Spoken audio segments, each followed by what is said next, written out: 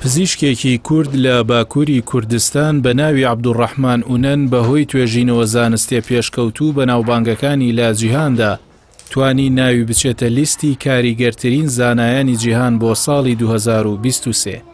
عەبدوڕەحمان ئونەن پرۆفیسۆر و مامۆستایە لە بەشی نەشتەرگەری منداڵان لە کۆلێژی پزیشکی زانکۆی دیجلەی تورکیا. لە کێڵگەیەکی سادەی ناوچەی دێریک لە پارێزگای ماردینی باشووری ڕۆژهەڵاتی تورکیا لەدایک بووە. بووە بە نمونەیەکی پشودرێژی لە توێژینەوە زانستیەکاندا دوای چوونە ناو ئەم لیستە جیهانیەوە دادەنرێت. دوای دەرچوونی لە زانکۆ ئونەن پسپۆڕی لە بواری نەشتەرگەری و میزەڕۆی منداڵان وەرگرتووە و لەو بوارەشدا تا ئێستا 4 کتێب و زیاد لە 150 وتاری زانستی نووسیوە و ساڵی 2019 نازناوی باشترین پزیشکی لە تورکیا پێدراوە.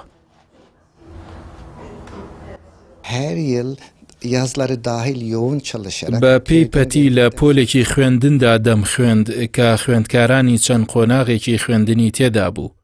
گەیاندمی بە نازناوی یەکێک لە کاریگەرترین زاناکانی جیهان. لە ساڵی 1991 خوێندنم لە کۆلێژی پزیشکی زانکۆی ئیستەنبوڵ تەواو کرد.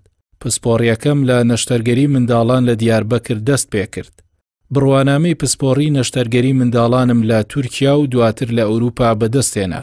دواتر چوون بۆ ئەمریکا و لە نێوان ساڵانی 1999 و 2000 لە ویلایەتی ئۆهایۆ خوێندنی پێشکەوتوم بەدەستهێنا.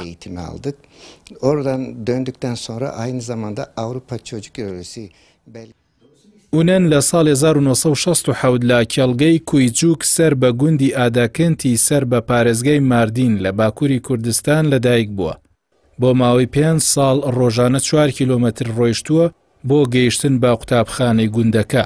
دوای تەواوکردنی خوێندنی سەرەتایی ئونەن بۆ تەواوکردنی خوێندنی ناوەندی و دواناوەندی چووەتە دیاربەکر و هاوینانیش لە پەیداکردنی بژێوی بۆ ساڵی خوێندنی داهاتوودا بەسەر بردووە. پیشەکەم بە هەموو خۆشەویستیەکەوە دەکەم و لەگەڵ هەر منداڵێک وەک کوڕی خۆم مامەڵە دەکەم. هیچ چارەسەریان نەشتەرگەریەکم نەکردووە و ناکەم کە نەتوانم لەسەر منداڵەکانی خۆم ئەنجامی بدەم. پزیشکی تەنها پیشە نییە بەڵکو بووەتە بەشێک لە شێوازی ژیانم.